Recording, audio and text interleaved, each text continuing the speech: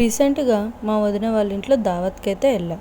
దావత్ ఎందుకు రానంటే చెప్తాను. 3 ఇయర్స్ అయిందనమాట బళ్ళారి దుర్గమ్మని చేసి.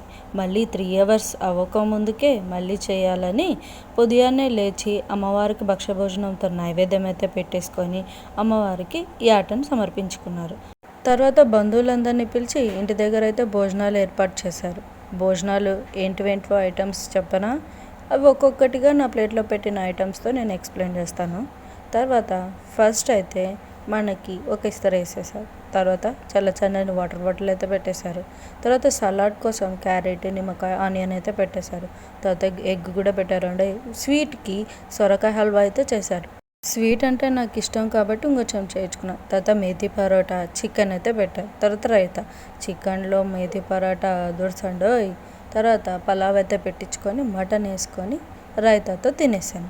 తర్వాత సరదాగా ఇంట్లో కాసేపు అలా కూర్చొని జోక్స్ వేసుకుంటూ మాట్లాడుకొని అందరితోటి కూర్చొని సరదాగా గడిపాము.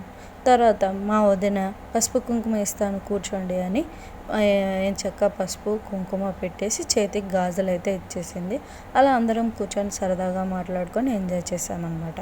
ఇదంతా జరిగింది ట్యూస్డే. ఫ్యామిలీ అంతా ఇలా డిన్నర్ పెట్టుకొని ఎంచక్కా కబుర్లు చెప్పుకుంటూ ఉంటే బాగుంటుంది కదండి.